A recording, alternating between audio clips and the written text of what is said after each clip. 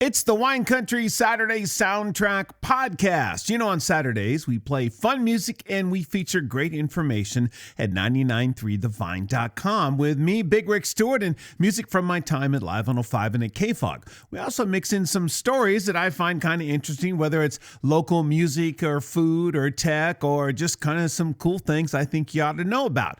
It's always lots of fun. Fun music and great information happens every Saturday at 993thevine.com. And the Wine Country Saturday Soundtrack Podcast features great information like this.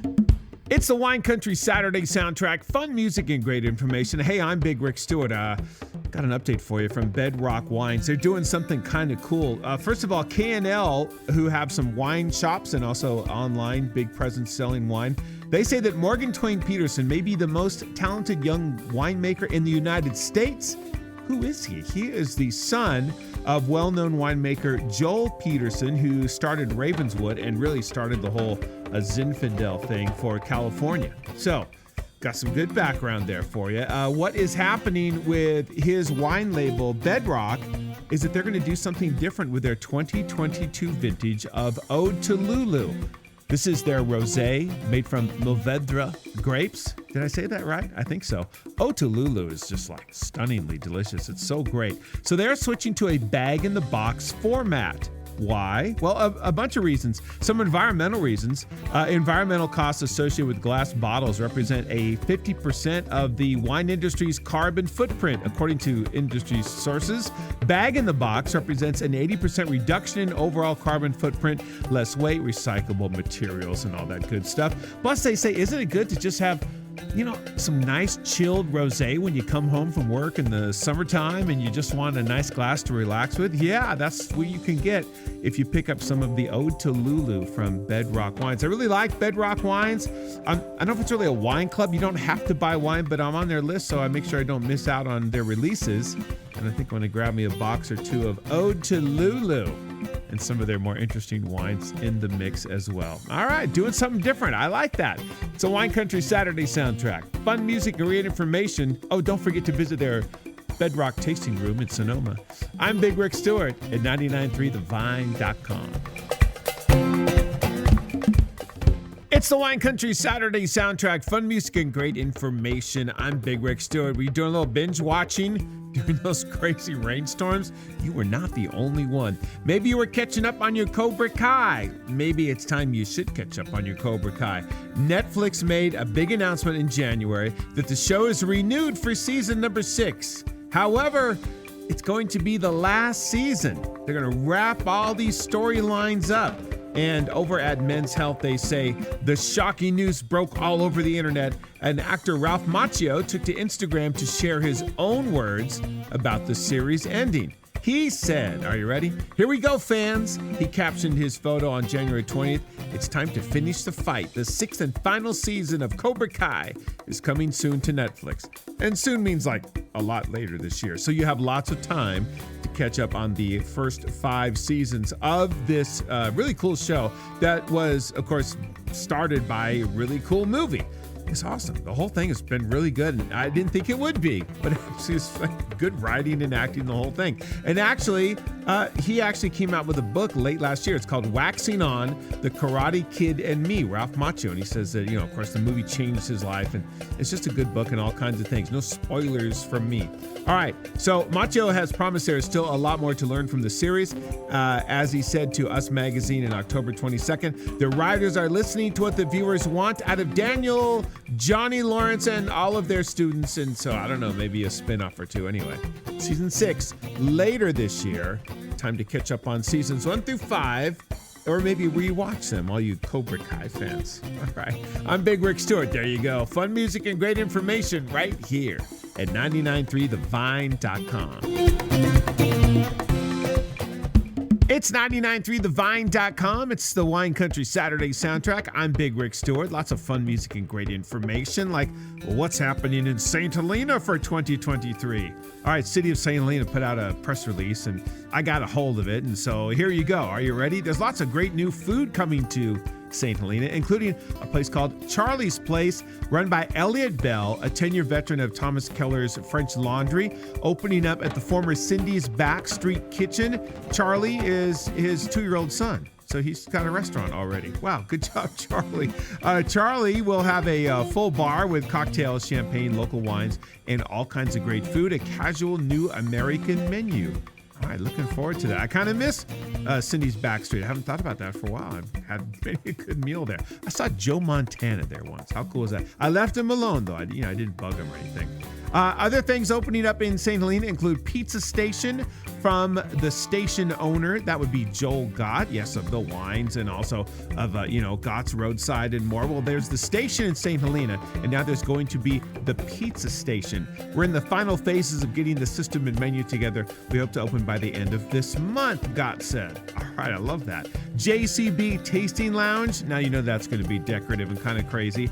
It's going to be in downtown St. Helena. It's going to be right next to the Chamber of Commerce, kind of right in the middle of Main Street there. So look for the JCB Tasting Lounge coming to town very soon. There's going to be a new dumpling place with some freshly steamed dumplings. I love that idea.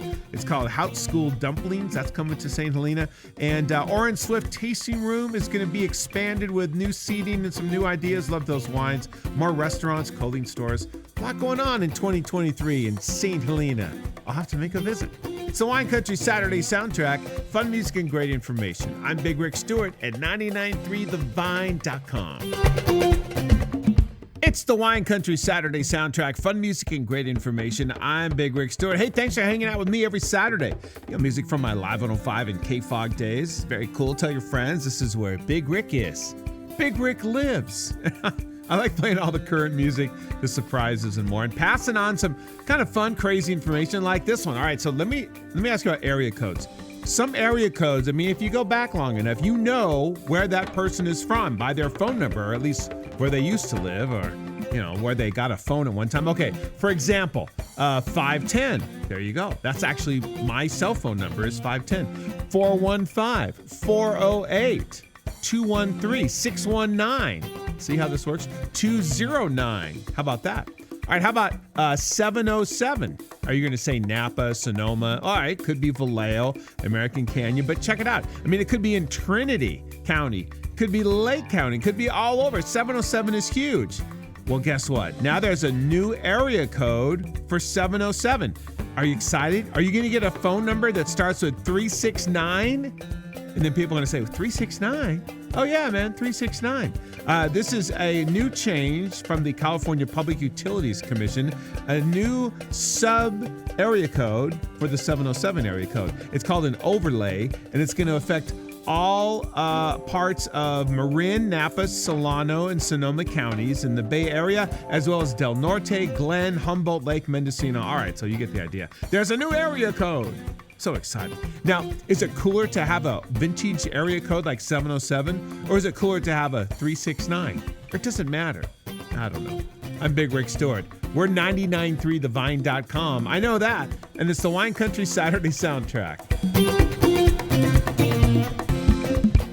Hey, it's the Wine Country Saturday soundtrack. Fun music and great information every Saturday here at 993thevine.com. Got a little more detail on what Netflix is going to do as far as cracking down on their password sharing. Now, first of all, they say that millions of people do this. So, they're kind of losing a lot of money. That's the way they would look at it, of course. Everyone else is thinking, no, we're saving a lot of money. Somebody saves, somebody loses. I guess that's kind of how it goes. All right, so they say that there's a few ways they're going to do this, and they've started offering users in Latin America an ability to add a home to their Netflix account. So that's one way they're going to do this. They're going to try to really figure out, where you're watching and where you're using Netflix by using things like IP addresses and more. An IP address is kind of like your street address, but on the internet, okay? So that's kind of one way. They are going to offer you some options. They're going to also look at device addresses and more. So the password in the account tied to devices and things like that. But here's a good question they have over at a website. I like to get a lot of good tech info from tomsguide.com. And they say, well, okay, but what if you go on vacation? Or what if you're going somewhere and you're out of town and you're not at your address, you're at some other address? They kind of have to figure that out. Or what if you travel? Or what if, like, say you're a limo driver in the Napa Sonoma Valley and you drop people off and you sit in your limo, and a lot of them watch Netflix movies and they catch up on things. So they kind of have to figure all that out. They say they're going to start doing this in March, so be aware and look for things. And yeah, even Netflix says, I know some people might cancel because it's not going to work out. But Netflix password sharing crackdown, it looks like they say a process of pestering. So prepare to be pestered. Not from me. It's the Wine Country Saturday soundtrack. Fun music and great information right here at 993thevine.com. Hey, it's the Wine Country Saturday soundtrack. Fun music and great information. I'm Big Rick Stewart. I was kind of hoping the story would be a little more relevant as we head towards the Super Bowl. But oh well, you know, maybe you're an Eagles or a Chiefs fan, or you just super like football. If you're a 49ers fan, maybe, you're going to go bird watching that day. I don't know what you're going to do. But anyway, here's the story. I've always wondered this. I've never done it. I don't actually think I've nobody that has done this, but I've heard about it. Buying a giant television, like say at Costco, and then watching the Super Bowl, and then using the Costco return policy to return the television after the Super Bowl. Can you do that? I mean, I don't know if you should do that or anything, but I mean, is it okay? What will they say if you tried to do that? Well, you know what they'll say at Costco? They'll say, yeah, that's all right. You can do that. You can buy a giant TV, watch the Super Bowl, and then return it to Costco because they have that kind of return policy. But there's just a little bit of a catch. You need to do this within 90 days because that's their limit on electronics returns. And you should have receipts and paperwork and all the stuff from when you bought it. And you should probably even have the box and the original packaging, so they'll just go tearing the whole thing up and then kind of walking in with a television. Don't do that. And actually, you can even do this at Target, they say. Now, look online for their policies, and this might have just all changed in the last 5 minutes. I don't know. But anyway, yes, you can do that if you're a big Eagles fan and you want the biggest television. Maybe you can even do it with projectors and screens. I have no idea. Anyway, I'm kind of disappointed in the whole Super Bowl scenario for this year. But, enjoy your return policy and get a big old TV. Why not? It's the Wine Country Saturday soundtrack. Fun music and great information right here at 993thevine.com. It's the Wine Country Saturday soundtrack. Fun music and great information right here at 993thevine.com. I'm Big Rick Stewart. I always love playing music from my Live 105 and KFOG days and KFOX in San Jose, mixing in some classic rock and some new tunes and all kinds of good things. And I love giving a shout out to somebody who is making their way up in the local industry. That would be new winemaker for Priest Ranch, Cody Hurd.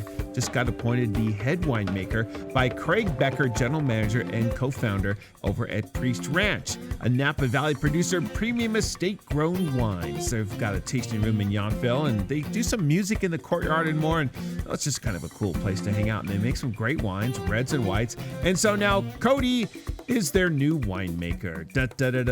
Cody's a pretty interesting guy. If a native of Washington State, relocated to Napa Valley in 2009.